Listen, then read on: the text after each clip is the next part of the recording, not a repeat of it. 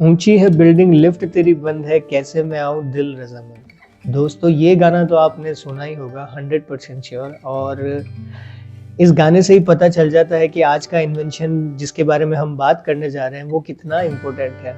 तो हम बात करने जा रहे हैं लिफ्ट्स के बारे में, एलिवेटर्स के बारे में और उसके इन्वेंशन के बारे में। आज के ज़माने में 100 मंजिल इमारत है, 200 मंजिल इमारत है, लेकिन वो तभी मुमकिन है जब ये आविष्कार हुआ। जब अगर इस चीज़ का आविष्कार ही नहीं हुआ होता तो शायद हम इतना ऊपर तक जाने, 100 मंजिल 200 मंजिल तक जाने के बारे में कभी सोच नहीं सकते थे।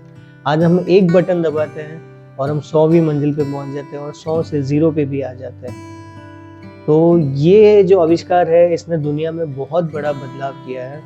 और जितना महान ये आविष्कार है उतना महान इसको बनाने वाला इंसान भी है जिसने इसका इन्वेंशन किया। उसकी ज़िंदगी भी एक लिफ्ट की तरह ही है जो ऊपर नीचे होती रहती है।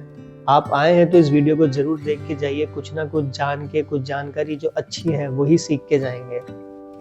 तो वीडियो को अंत तक देखिए और अंत तक बने रहिए। उम्मीद करता हूँ आपको ये वीडियो अच्छी लगेगी। तो दोस्तों स्वागत है आपका मेरे चैनल हिस्ट्री रिव्यू में। आज हम बात करेंगे एलिवेटर्स की, कि एलिवेटर्स का आविष्कार किसने किया। और सिर्फ एलिवेटर्स का ही आविष्कार इन्होंने नहीं किया जिनके बारे में मैं आपको बताने वाला हूँ। इन्होंने बहुत सारे इन्वेंशन किए थे। जो कहानी जो मैं बताऊँगा आपको, इनकी जो जीवनी बताऊँगा, उस दौरान आपको पता चलेगा कि इन्होंने बहुत सारे इन्वेंशन किए। तो इनका नाम है एलिसा ग्रेव्स ओटिस।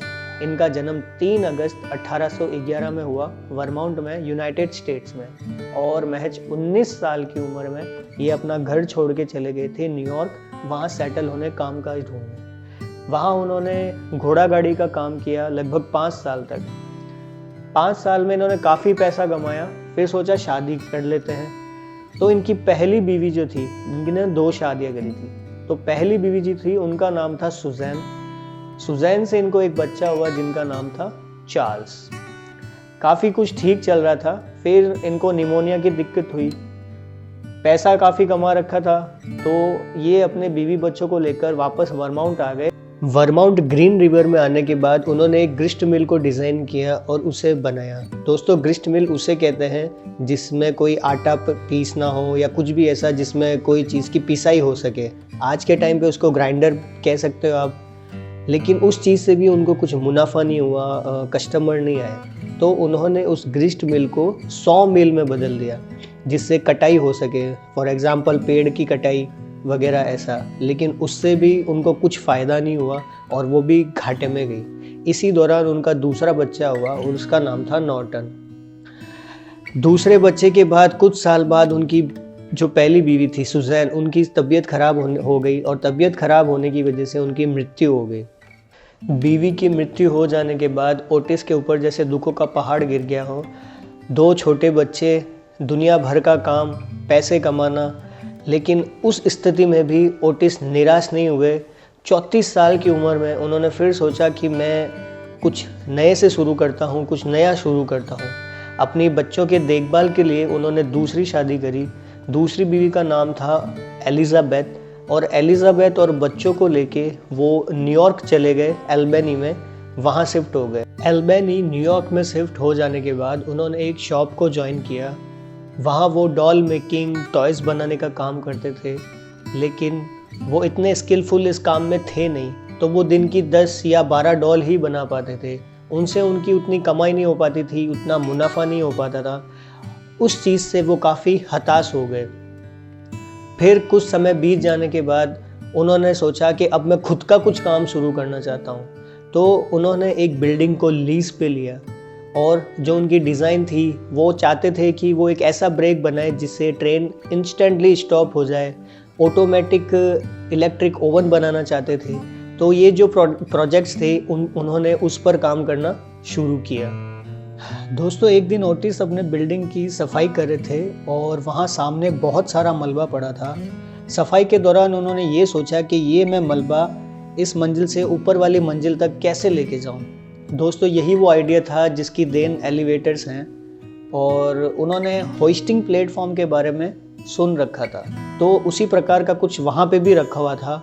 तो उन्होंने उस चीज़ को सोच के एक डिज़ाइन बनाया और 2-4 फेलियर्स होने के बाद वो डिज़ाइन सक्सेसफुल हो गया। सक्सेसफुल हो तो गया लेकिन उनकी सेल्स नहीं आ रही थी। शुरुआती महीनों में उनके पास कोई ऑर्डर्स नहीं थे, कुछ सेल्स नहीं थी। लेकिन 1853 में न्यूयॉर्क क्रिस्टल पैलेस के अंदर एक वर्ल्ड फेयर ऑर्गेनाइज हुआ। उस वर्ल्ड फेयर के अंदर ओटिस को मौका मिला अपने प्रोडक्ट को डेमोन्स्ट्रेट करने का। और प्रोडक्ट के डेमोन्स्ट्रेट होने के बाद लोग बहुत आश्चर्यचकित हो गए थे, क्योंकि उन्होंने पहली बार ये चीज़ देखी थी, ऐसी कभी कोई चीज़ देखी नहीं थी। डेमोन्स्ट्रेशन के बाद ओटिस को बहुत ऑर्डर मिले और वही ऑर्डर हर साल डबल होने लगे। ओटिस ने पहले अपने कंपनी का नाम यूनियन एलिवेटर वर्क्स रखा था, बाद में उसको बदलकर ओटिस ब्रदर एंड कंपनी रख दिया। उन्होंने कई तरह के इंजन्स का निर्माण भी किया, जिसमें से एक था 3 वे स्टीम वॉल्व इंजन। यह इंजन लिफ्ट को ऊपर से नीचे जाने में मदद करता था और लिफ्ट को कहीं पे भी रोकने में सक्षम था।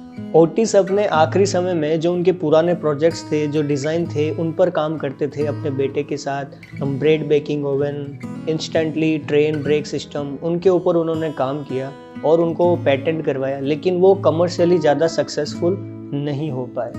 कुछ समय बाद ओटिस को डिप्थीरिया हुआ, जिनके कारण उनकी मौत हो गई और ऑकलैंड सिमेट्री न्यूयॉर्क के अंदर उनको दफनाया गया।